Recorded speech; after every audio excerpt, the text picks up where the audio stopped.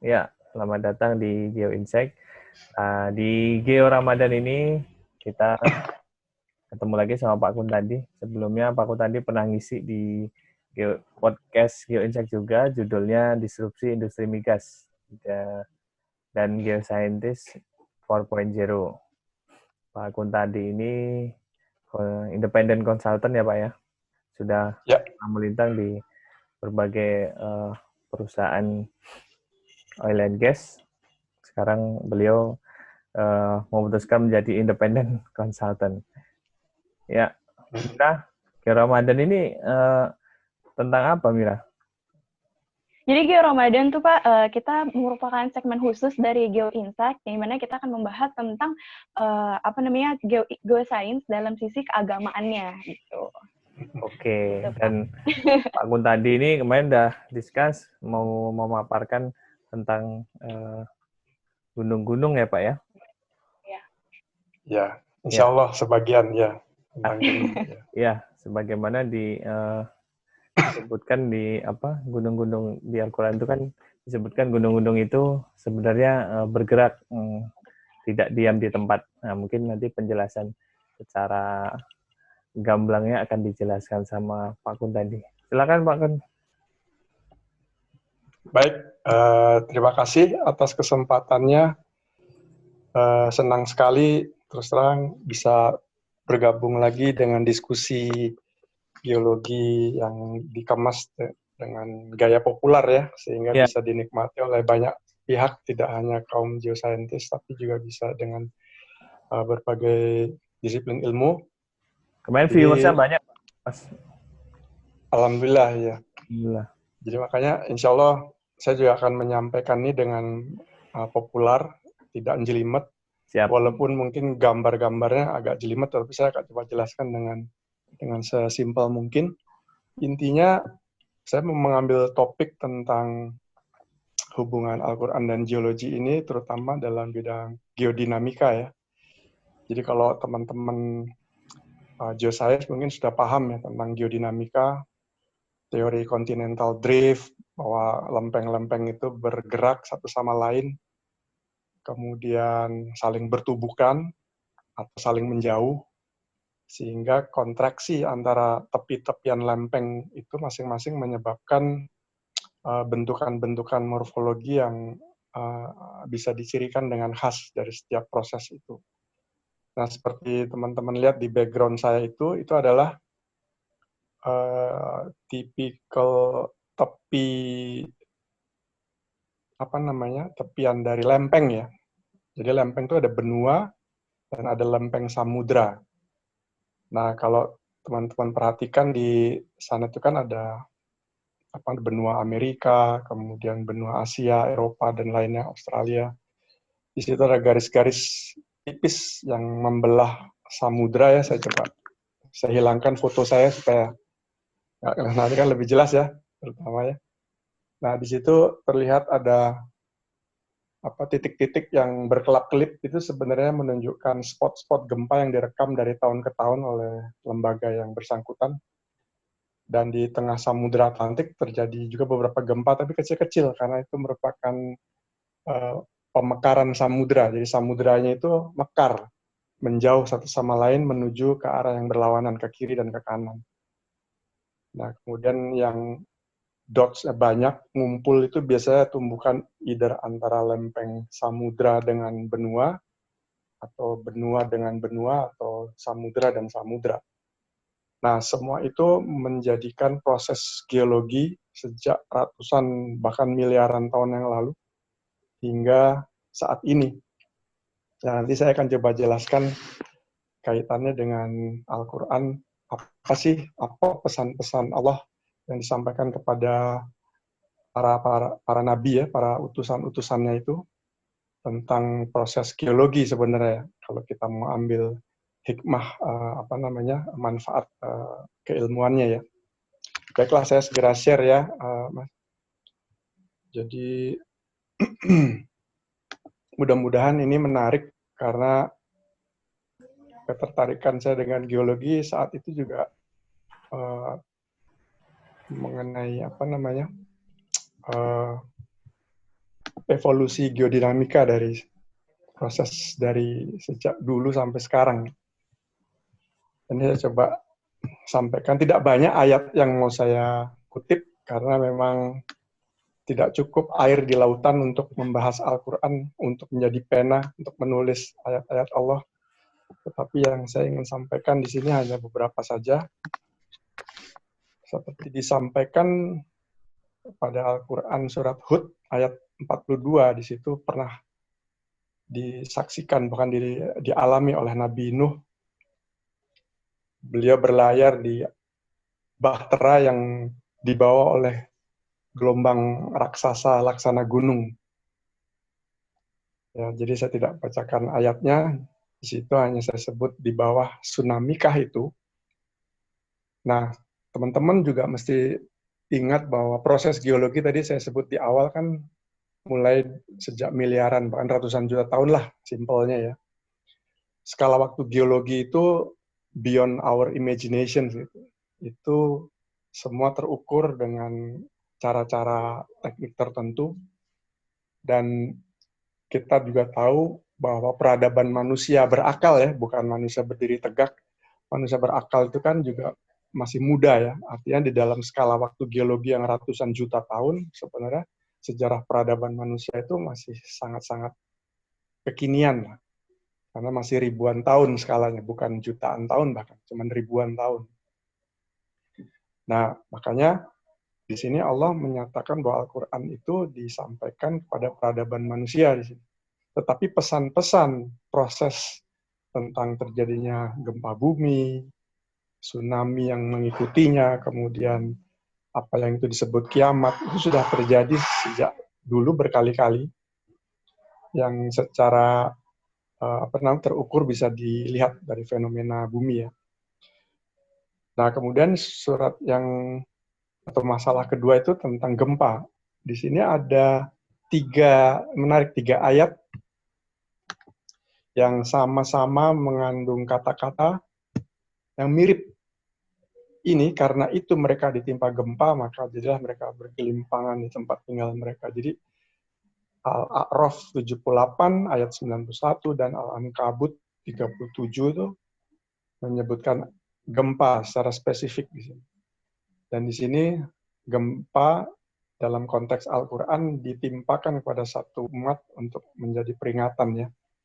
Walaupun kita juga tetap berhusnuzon atau berprasangka baik bahwa siapapun korban yang terjadi dalam gempa itu adalah kehendak Allah ya. Jadi kita tidak juga bisa a priori bahwa wah berarti kalau korban yang meninggal ada akibat gempa, berarti itu dikutuk Allah. Itu kita nggak bisa juga. Itu semua rahasia Allah dan kita hanya berpikir positif bahwa Allah memberikan itu sebagai peringatan kepada siapapun. Bukan berarti untuk melaknat siapa ya. Jadi, karena kan perbedaan umat antara sebelum Nabi Muhammad dan setelah Nabi Muhammad kan kalau sebelum ketika ditimpakan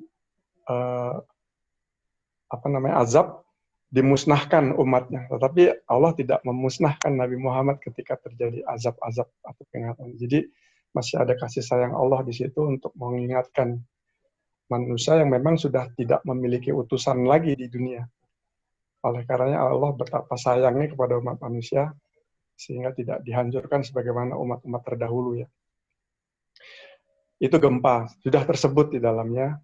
Kemudian surat At-Tur 10 dan Al-Waqiah ayat 5 juga menyebutkan gunung-gunung yang benar-benar berjalan. Atau bahkan gunung yang dihancur luluhkan. Nanti saya coba tunjukkan slide betapa bahwa teman-teman membayangkan, oh ternyata bumi ini saling berjalan satu sama lain. Dan gunung pun ikut berjalan di situ.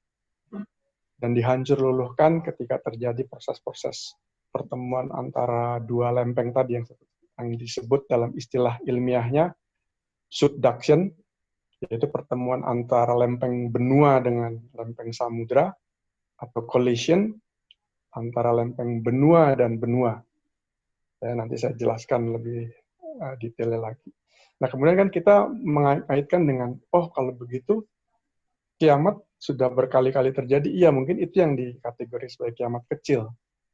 Tetapi walaupun dalam pengetahuan saya, Al-Quran sih menyebutkan di dalam surat Al-Qiyamah, bahwa kiamat kecil itu sebenarnya terkait dengan kematian manusia, apapun sebabnya. Entah dia meninggal karena sudah tua, atau karena sakit, atau bahkan bayi meninggal pun itu sudah disebut kiamat kecil. Ya, jadi terkait dengan peradaban manusia yang Allah sampaikan dalam surat Al-Qiyamah ini. Nah, seseorang telah mendesak sampai ke kerongkongan nafasnya. Ya. Nah, tetapi kiamat kubro itu di banyak ayat yang lain disebutkan itu yang seperti Al-Waqiah di atas ini, bahwa gunung-gunung dihancur luluhkan seluruh-luluhnya.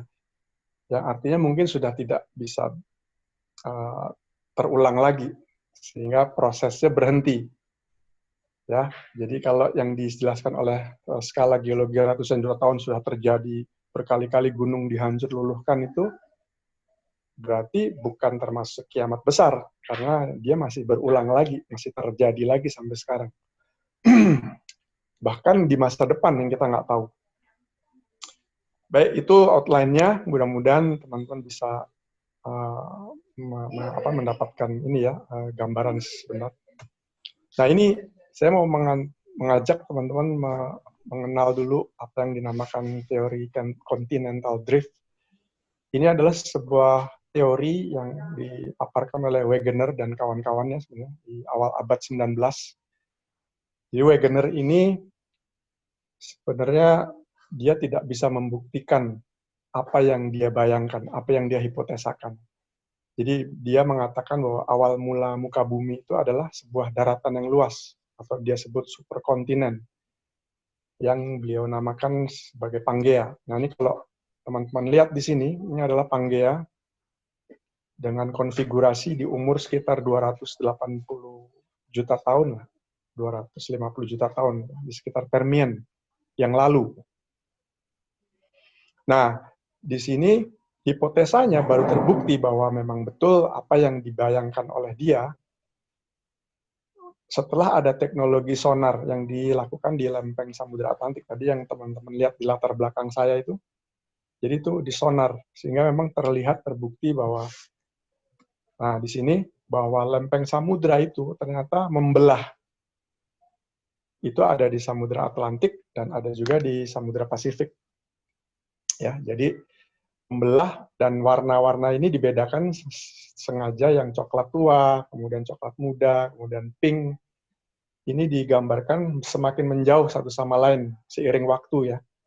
Dan itu bisa dibuktikan dengan adanya teknologi sonar dan bahkan sekarang direkam dengan data seismik refraksi ya. Jadi hipotesanya baru bisa dibuktikan dengan empirik 30 tahun setelah beliau wafat. Dan ironisnya Wegener ini meninggal di Siberia pada saat dia mau membuktikan beberapa hal lagi tentang hipotesanya. Ya, jadi ini membelah, mengeluarkan magma, kemudian magma yang mengering didesak ke tepian, ke kanan dan ke kiri. Dia terus menghasilkan magma, itu yang lautan, sehingga dia menjauh. Nah, continental drift itu simple, dia hanya melakukan membuat hipotesa itu dengan 4 hal. Kalau teman-teman lihat ada 4 gambar di tepi ini, dia menggambarkan masing-masing A, B, C, D yang di kalimat yang di bawah ini, yang di sebelah kiri. Bahwa beliau dengan teknologi kartografi yang sudah cukup maju di awal abad 19, memperlihatkan kesamaan bentuk garis pantai dari Amerika Selatan dengan Afrika Barat. Itu saja, dia bilang, ini dulu pasti pernah bersatu. That's it, itu hipotesa dia. Tapi dia ditanya, kenapa? Nggak bisa jawab. Karena dibelah oleh lautan, Samudra Atlantik yang sedemikian luas.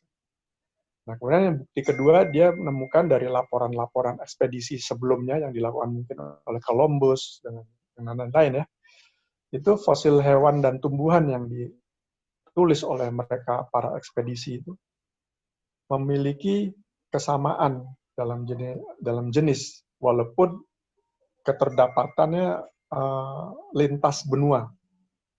Jadi fosil Mesosaurus ya, atau tanaman saya lupa di situ nggak terbaca, itu ditemukan di Amerika Selatan, di Afrika, di Antartika dan lainnya. Walaupun sekarang terpisah dari lautan. Artinya kan, loh dulu bagaimana binatang atau hewan-hewan itu bisa berjalan-jalan satu sama lain, padahal sekarang ada laut dan binatang itu bukan ikan. Itu sesimpel itu hipotesa beliau. Kemudian yang hipotesa ketiga, jalur pegunungan yang bersusun di Amerika Utara ini dan di Eropa Utara itu terbentuk atau tersusun dari batuan yang berumur sama. Itu juga buat dia aneh. Ini pasti dulunya menyatu sebelum terpisah seperti sekarang.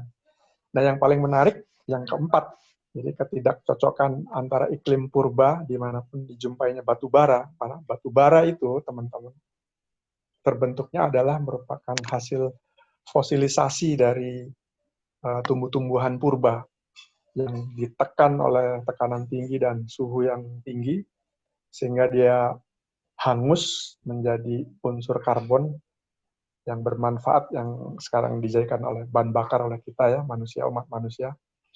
Nah, batu bara dari pohon, dan pohon yang tingkat tinggi, berbatang besar, berdaun lebar, itu semua hanya ada di daerah tropical sampai arid.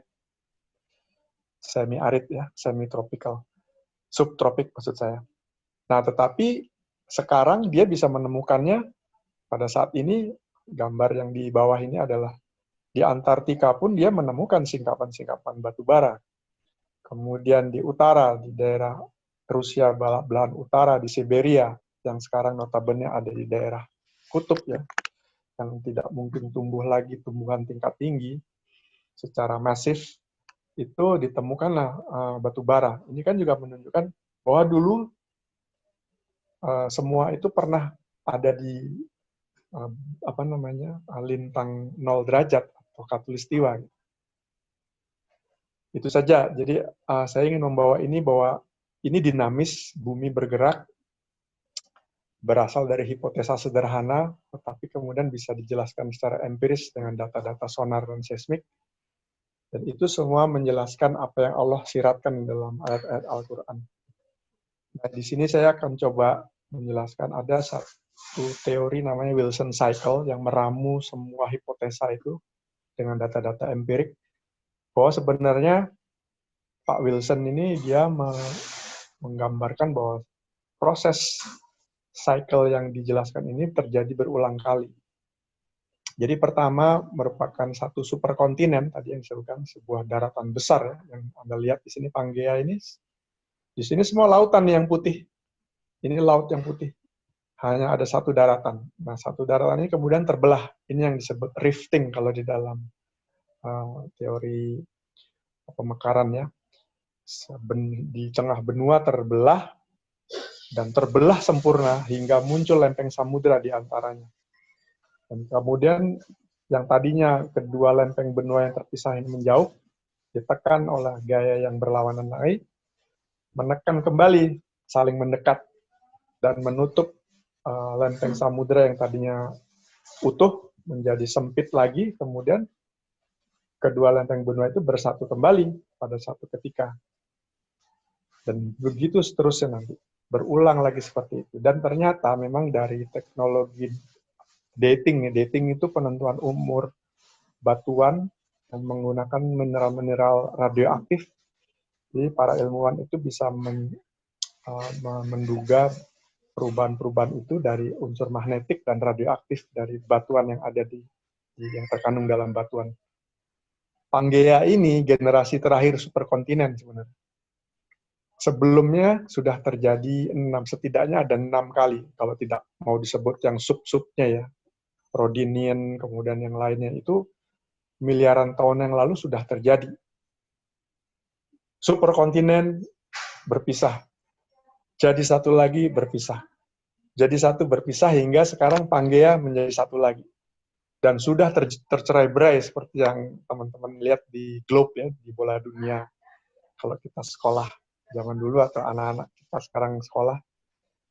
Nah itu dulunya bersatu sebelumnya.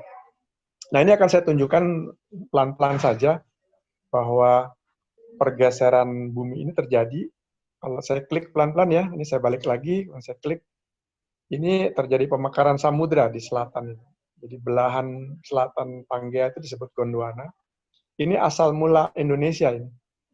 Jadi ini Cimmerian ini bagian selatannya adalah Pulau Sumatera, kalau teman-teman bisa lihat, mungkin terlalu kecil ya. Dia jadi Sumatera itu dulunya berasal dari belahan bumi selatan, yang kemudian ratusan juta tahun bergerak menuju ke Khatulistiwa. Ini garis Khatulistiwa purba yang digambarkan oleh Metcalf 2011.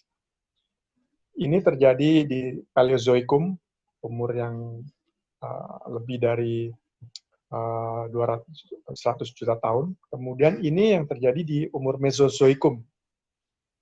Ya, jadi Jurassic, kalau teman-teman ingat film Jurassic Park.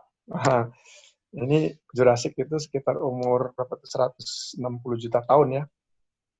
Nah, di sini Pulau Sumatera sudah docking, sudah sampai di Khatulistiwa. Tetapi kalau teman-teman lihat di sini ada SWB ini, Southwest Borneo, ini bagian barat dari Kalimantan. Ini masih ada di belahan bumi selatan. Ini berangsur-angsur, kalau pelan-pelan lagi saya klik ya. Ini makin muda lagi ke early Cretaceous, 120 juta tahun. Anda lihat Southwest Borneo menuju ke Khatulistiwa, kemudian lagi sudah gabung di situ pada umur akhir Kapur, 80 juta tahun lalu, dan di awal Tertiary ya, di Middle Eocene. Nah, ini bentuknya baru kelihatan sekarang. Nah, teman-teman lihat India, kalau tadi mungkin memperhatikan Indonesia, sekarang saya mundurkan lagi sedikit. India juga berasal dari selatan, tidak serta-merta ada di situ.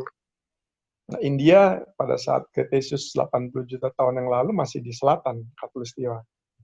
Kemudian di umur Tertiary yang 50 juta tahun, dia sudah merangsek ke utara dan terus merangsek. Ini saya kasih tahu yang umur Tertiary. Ini 3 dimensi dari yang dilakukan rekonstruksi paleotektonik oleh Robert Hall tahun 97.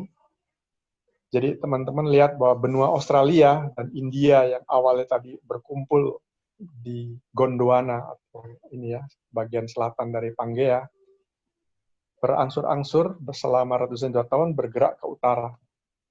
Apa akibatnya? Kalau teman-teman bisa bayangkan, masa benua yang sedemikian besarnya bergerak kemudian bertabrakan satu sama lain dengan yang kuning. Jadi India, Greater India yang dari selatan menabrak benua Laurasia, cikal bakal Asia dan Eropa ini, ditabrak, dirangsek, sehingga timbullah Gunung Himalaya. Jadi kalau teman-teman menggunakan kertas, tekan aja kertasnya di atas meja ya, ditekan di dua sisinya, nanti dia akan melengkung, dia akan naik begini. Jadi kalau kedua benda padat bertemu, dia pasti akan kecenderungan akan naik. Nah, itulah Gunung Himalaya. Itu pun yang terjadi di Pegunungan Jayawijaya. Itu juga akibat collision, pertemuan antara dua lempeng benua yang naik ke atas. Ya, jadi teman-teman bisa lihat di sini rekonstruksi geologi yang menjelaskan kenapa gunung berjalan. Gunung yang ada di dataran India lama kan berjalan ya, ikut dengan benua lamanya, sampai bertemu dengan gunung barunya nanti, Gunung Himalaya. Nah, kemudian jajaran gunung api yang ada di tepian barat Sumatera dan Jawa pun juga itu akibat pergesekan. Ini kesimpulannya. Jadi kalau lempeng benua yang hitam ini bergesekan dengan lempeng benua yang coklat, gesekan panas ini mengakibatkan lelehan magma yang muncul ke permukaan karena terobosan tekanan dari bawah, menghasilkan apa yang disebut gunung api. Jadi kalau saya mau mengajak teman-teman, mumpung sekarang lagi biasa cuci tangan, kan, coba teman-teman sekarang gesek-gesekan kedua telapak tangan dengan cukup cepat, dengan ditekan dengan cukup keras ya. Pasti teman-teman akan merasa panas lama-lama kan? Panas, iya Pak. Iya. Nah itu bayangkan ini pergesekan lempeng benua dan samudra pun berlangsung ratusan juta tahun, bisa menghasilkan panas juga, sehingga dia menghasilkan panas yang menerobos ke permukaan menjadi gunung-gunung api yang berjajar dari sepanjang Sumatera, Jawa, sampai ke Sulawesi, ke atasnya sampai ke Jepang. Itu akibat pergesekan antara dua lempeng itu. Nah, ini pemekaran samudra yang saya contohkan di awal, berlawanan, kemudian ini tubukan antara dua coklat menjadi collision, ini pembentukan Himalaya dan Pegunungan Jayawijaya. Jadi gunung ada yang berupa gunung api, ada yang berupa gunung bukan gunung api. atas kontraksi pertemuan antara dua lempeng yang saling bertumbukan. Itu saja teman. Nah ini saya hanya menyampaikan, atau mungkin mau di stop dulu, Mangga, atau ada pertanyaan Mas Nurholis atau Mbak Irma, silakan sebelum saya lanjutkan. Kalau yang mau saya lanjut, saya lanjutkan. Mira, mau lanjut dulu aja kali ya? Di akhir aja boleh. kayaknya nanyanya Ya, Pak. nanti. Ya. Boleh, silakan. Baik. Aja, Pak. Nah, ini saya mengambil contoh Gunung Himalaya ya, karena Gunung Himalaya itu salah satu spot lokasi yang paling lengkap.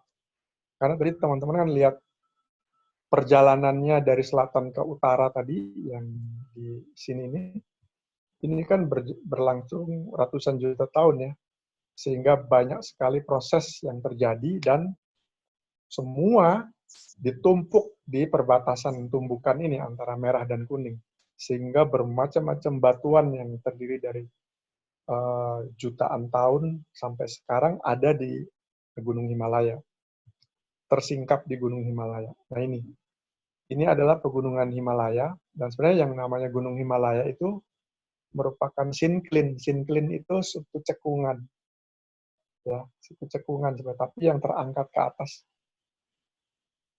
Kalau antikline kan suatu tutupan ya, seperti begini. Ya.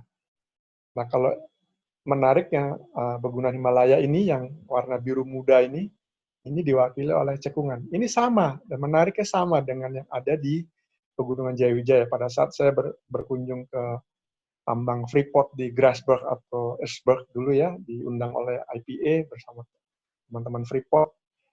Kami melihat dari kejauhan dari tambang Grasberg itu bisa melihat puncak Gunung Jayawijaya pada saat cuaca cerah. Itu terlihat sinkline Yellow Valley atau lembah kuning namanya. Ada di puncak gunung, dan batuannya bukan batu gunung api tapi batu gamping, umurnya Miocene. Luar biasa. Jadi memang itulah kebesaran Allah. Kalau teman-teman bisa bayangkan, batu gamping atau batu kapur itu layaknya ada di lautan. Karena dia kaya akan foraminifera atau biota-biota laut yang hanya hidup di lautan, di air. Tetapi sekarang teman-teman bisa lihat ada di atas Gunung Himalaya, ada di atas Jayawijaya, atau yang simple di Padalarang lah kalau teman-teman. Padalarang itu kan gunung kapur juga. Bagaimana yang tadinya di laut bisa terangkat menjadi dataran tinggi, menjadi gunung. Itu tadi Allah jelaskan bahwa Allah goncangkan bumi, Allah tabrakkan satu sama lain menjadi gempa bumi, menjadi gunung-gunung dan berjalan. Itu ya yang kita manusia bisa jelaskan secara empiris, apa yang Allah maksudkan itu ya seperti itu. Nah, jadi yang menarik lagi ada batu granit yang disebut lekogranit. Granit itu adalah batuan beku ya teman-teman. Batuan beku itu batuan keras, bukan seperti batuan sedimen. Batu beku yang asalnya dari magma. Tapi batuan granit yang ada di Gunungan Himalaya ini hasil dari pembekuan yang awalnya lelehan dari batuan sedimen yang termetamorfikan. Jadi metamorfisme itu adalah batuan sedimen yang dikenakan tekanan dan temperatur tinggi karena himpitan tadi ya, karena tabrakan dua massa besar kan, dia tadi tangan kita jadi panas. Nah, itu batuan sedimen itu terpanggang sehingga menjadi batuan metamorf, yang asalnya tadi batuan sedimen menjadi batuan metamorf, tetapi karena suhunya semakin tinggi lagi meleleh, dan lelehannya itu menjadi batuan beku lagi. Luar biasa teman. Proses alamiah yang Allah ciptakan yang sekarang bisa dijelaskan oleh manusia itu seperti itu. Betapa dahsyatnya proses tumbukan massa bumi yang terjadi sehingga menjadikan batuan yang sudah padat meleleh menjadi padat kembali. Nah, ini batuan metamorfik yang tadi saya jelaskan juga terdapat di sepanjang Gunung Himalaya dengan derajat metamorfisme yang berbeda-beda.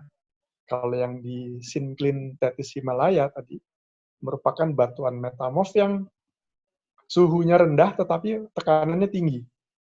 Artinya dia ada di permukaan, tidak terlalu dalam.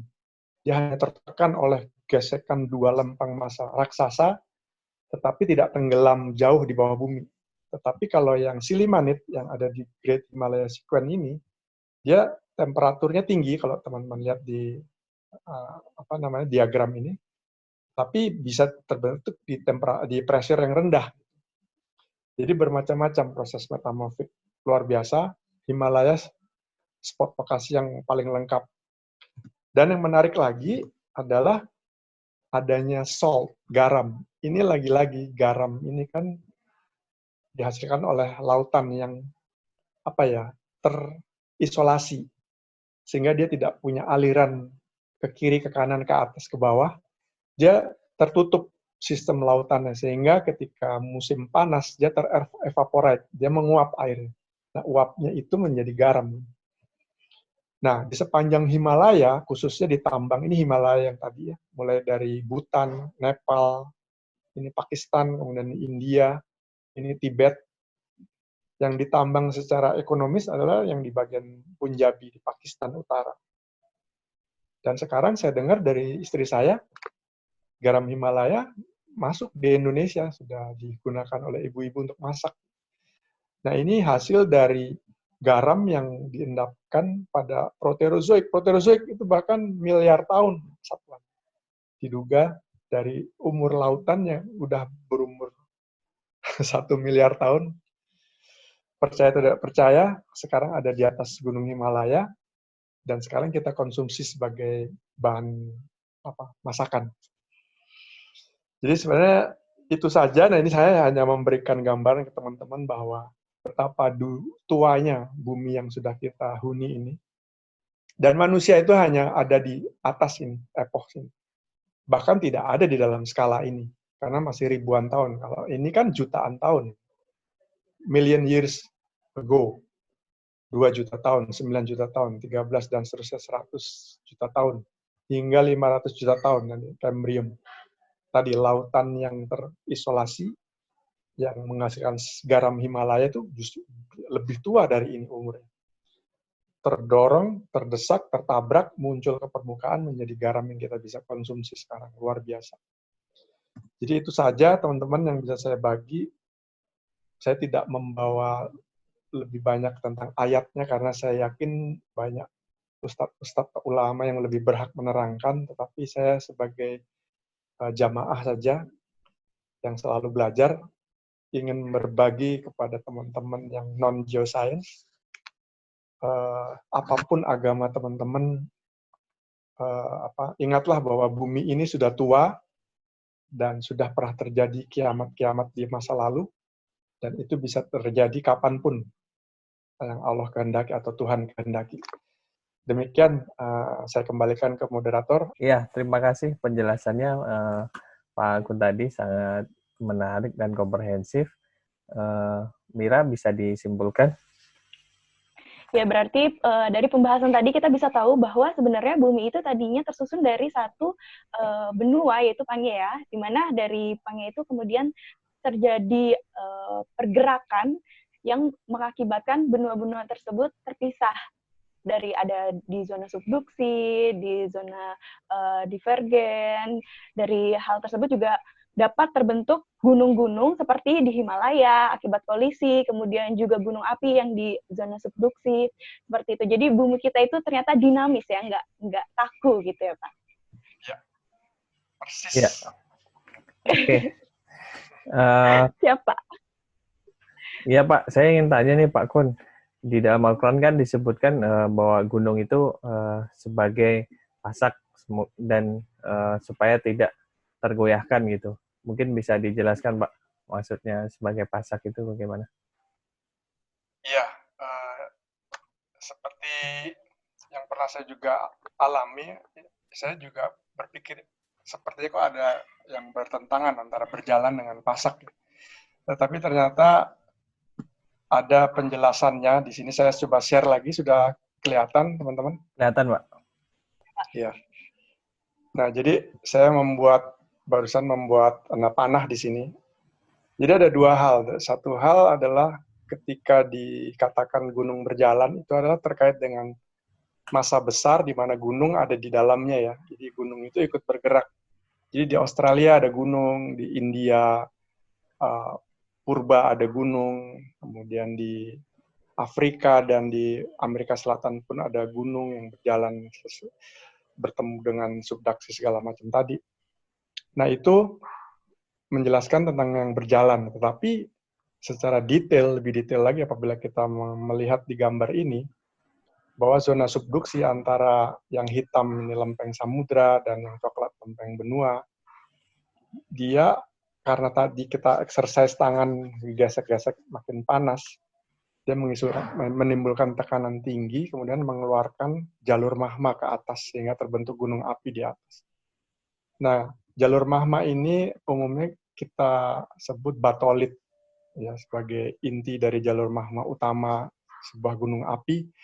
Dan itu kalau kita lihat, saksikan di singkapan di permukaan, batuannya sangat keras dan besar, skalanya pasti besar. Nah, itulah yang mungkin saya duga sebagai pasak. Sehingga mungkin kalau tanpa adanya batolit itu, mungkin gunung api yang ada di atas lebih tergoncang lagi mungkin. Jadi tidak ada yang mengikat di bidang batas antara dua lempeng. Mohon maaf, ini ilmu saya yang terbatas, tapi kira-kira itu penjelasannya. Ya, siap, Pak Kun. Terima kasih penjelasannya. Mira ada pertanyaan juga. Silakan, Mira. Ya, saya ingin menanyakan Pak terkait tentang hari kiamat, yang mana tadi kan telah dibahas di Al-Waqiah ayat 5, di mana gunung-gunung dihancurkan seluruh-luluhnya, dan menurut penjelasan tadi itu kemungkinan adalah dari hasil kiamat sugro. Dan untuk dari surah Al-Qari'ah sendiri, di mana yang ayat 5 memiliki arti, dan gunung-gunung adalah seperti bulu yang dihambur-hamburkan. Nah, di situ bulu yang dihambur-hamburkan itu apakah berarti keseluruhan gunung api yang ada di dunia ini akan erupsi gitu dan akan hancur, atau ada maksud lain? Dan jika memang gunung-gunung tersebut akan hancur secara keseluruhan, kira-kira proses geologi apa yang bisa menyebabkan seluruh gunung itu menjadi erupsi dan terciptalah kiamat, gitu, Pak? Ya. Ya, ini tadi seperti juga saya ingin menukil tadi perkataan Nabi Muhammad SAW ketika ditanya sahabat dengan pertanyaan yang sama tentang hari kiamat. Yang ditanya tidak lebih tahu dari yang bertanya, gitu. Jadi memang hanya Allah yang tahu. Kita hanya menduga-duga jawaban itu seperti apa. Nah, tapi karena ranah keilmuan kita ini kan di ilmu kebumian, ya, saya coba menjelaskan. Jadi ada dua proses sebenarnya, Mbak Irma, di mana saya kaitkan tadi yang berterbangan ya tadi, seperti bulu-bulu. Tapi di satu sisi juga kita harus ingat tumbukan antar lempeng ini kan merupakan dua lempeng raksasa, ya, di mana yang satu memiliki berat jenis yang lebih berat dari yang lain, sehingga yang lebih berat itu menunjam ke bawah. Nah, logikanya kalau menunjam ke bawah, ya tentunya nggak mungkin berhambur-hamburan ke atas, ya. Jadi tadi proses subduksi, ya, kecuali collision yang dia ke atas. Tapi collision pun itu kan bergeraknya lambat, ya, jutaan tahun prosesnya hingga menjadi Himalaya. Saya nggak kebayang proses yang lambat bisa menghambur-hamburkan seperti itu. Nah, itu yang pertama. Yang kedua, tadi hamburan itu kalau menurut proses geologi, saya ingin menjelaskannya seperti efek ini, letusan gunung api, ya, seperti yang tadi disebut Irma. Piroklastik. Piroklastik itu kan batuan yang ringan, dulu ketika Krakatau meletus bisa membuat seluruh bumi jadi gelap. Gunung yang terakhir kemarin juga bisa menggelapkan sebagian Indonesia, mengganggu penerbangan segala macam. Nah, jadi di dalam proses gunung api ada erupsi yang sifatnya tadi piroklastik, ada juga yang sifatnya efusif.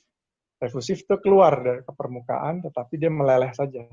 Seperti yang di Hawaii, atau di pemekaran samudra di Laut Atlantik, kemudian yang terjadi di Madinah atau Mekah, yang teman-teman lihat batunya hitam-hitam, itu adalah proses ekshumasi yang menyebabkan terbukanya lempeng benua, memunculkan batuan yang peridotit, yang umumnya tersusun dari basalt. Jadi itu sih yang saya bisa tentang bersamaan atau tidak, walau alam, ya, karena itu di luar ini. Kalau yang terjadi sekarang kan nggak pernah bersamaan, ya, terjadinya setempat-setempat. Yeah. Nah, apakah nanti kiamat bersamaan? Walau alam. Baik, Pak Kun. Iya. Mira ada yang ditanyakan lagi? Udah cukup, Mas. Iya, Pak Kun tadi Udah rasanya. menarik ini. Iya. Ya nggak cukup waktunya, Pak. Kita baru bahas dari sisi geoscience-nya dan tadi ada beberapa ayat, belum ke pembahasan yang lebih dalam. Kayaknya waktunya panjang juga kalau harus membahas itu. Terima kasih Pak Kun, sudah 2 kali jadi narasumber di GeoInsight. Ya, insya Allah nggak bosen kalau diundang GeoInsight. Siap Pak. Terima kasih atas Terima kasih. waktunya Pak Kun. Sehat selalu Pak. Selamat menjalankan Sama-sama. ibadah puasa. Makasih Ya, Pak sama-sama. Kun. Sama-sama.